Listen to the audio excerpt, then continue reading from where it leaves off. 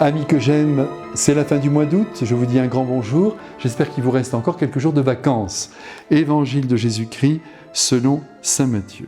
En ce temps-là, Jésus disait « Malheureux êtes-vous, scribes et pharisiens hypocrites, parce que vous fermez à clé le royaume des cieux devant les hommes. Vous-même, en effet, n'y entrez pas, et vous ne laissez pas entrer ceux qui veulent entrer. Malheureux êtes-vous, scribes et pharisiens hypocrites, parce que vous parcourez la mer et la terre pour faire un seul converti, et quand c'est arrivé, vous faites de lui un homme voué à la géhenne, 2 fois pire que vous. Malheureux êtes-vous, guides aveugles, vous qui dites « si l'on fait un serment par le sanctuaire, il est nul, mais si l'on fait un serment par l'or du sanctuaire, on doit s'en acquitter. » Insensés et aveugles, qu'est-ce qui est le plus important, l'or ou bien le sanctuaire qui consacre cet or ? Vous dites encore, si l'on fait un serment par l'autel, il est nul, mais si l'on fait un serment par l'offrande, posée sur l'autel, on doit s'en acquitter. Aveugle. Qu'est-ce qui est le plus important, l'offrande ou bien l'autel qui consacre cette offrande? Celui donc qui fait un serment par l'autel, fait un serment par l'autel et par tout ce qui est posé dessus. Celui qui fait un serment par le sanctuaire, fait un serment par le sanctuaire et par celui qui l'habite. Et celui qui fait un serment par le ciel, fait un serment par le trône de Dieu et par celui qui siège sur ce trône. Mes frères bien-aimés, en entrant dans cet évangile, nous saluons sans attendre le courage du Christ alors qu'il attaque de plein fouet les scribes et les pharisiens qui cherchent par tous les moyens à faire des adeptes parmi les païens. En fait, le Christ ne supporte pas qu'on lui vole des âmes et qu'on les trompe avec une doctrine erronée. Et ce sont donc 7 invectives qui sortent de sa bouche contre ces maîtres qui au fond n'en sont pas. Impossible ici de toutes les détailler. Remarquons d'abord que ce sont les scribes qui sont visés en premier, devant les pharisiens. Et c'est normal car ce sont les intellectuels de la bande. Ce sont eux qui ajustent de leurs mots la doctrine. Ils sont donc responsables au premier chef des déviances infligées à la loi. Et c'est une malédiction qui tombe sur eux et sur les pharisiens. Chaque invective commence par « malheur à vous qui faites ceci, qui faites cela ». On a traduit aussi, sans doute pour atténuer le caractère de la malédiction, « malheureux êtes-vous ». C'est au fond la même chose.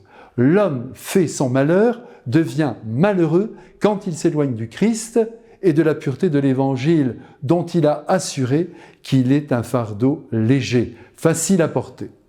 Je vous rappelle que le Christ nous a libérés de toutes les prescriptions rabbiniques et nous a tous polarisés sur l'amour à mettre en œuvre à l'égard de son Père et à l'égard du prochain. Là est toute la loi, c'est-il évertué à nous dire. Si le Christ aujourd'hui apparaît si sévère, c'est parce qu'il souffre en constatant l'hypocrisie et la duplicité de ses rabbis. Alors il y va fort, et pour commencer, il leur annonce tout de go qu'en le critiquant, qu'en niant la validité de son enseignement, il empêche les hommes d'entrer dans le royaume de Dieu, et l'image du tour de clé dans la porte fut sans doute assez claire pour les scribes et les pharisiens, qui apparaissent d'ailleurs ici bien silencieux, pour ne pas dire tétanisés. Jésus ajoute, et c'est un grand coup qu'il va asséner aux pharisiens, qu'ils ne sont pas eux-mêmes entrés dans le royaume de Dieu. Vous vous souvenez sans doute du mot si fort de saint Jean, qui résonne ici en écho. Quiconque nie le Fils n'a pas non plus le Père. Attention, il n'a pas dit qui ne connaît pas le Fils n'a pas le Père, ou qui ne prie pas le Fils n'a pas le Père. Il a dit qui le nie, qui s'oppose à lui ne possède pas le Père en lui. Et c'est logique, car le Christ, le Fils de Dieu fait homme, est venu sur la terre pour purifier nos conceptions erronées sur Dieu notre Père, pour nous donner la quintessence de sa pensée, pour nous dire ce qu'il attendait de nous.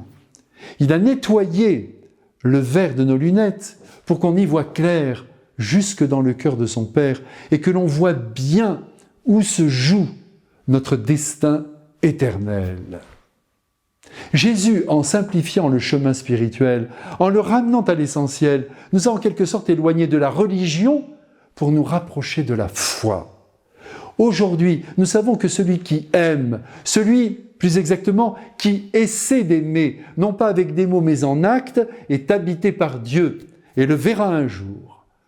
Ah mon Dieu, que tout cela est simple et consolant, même si l'amour est d'une exigence effrayante.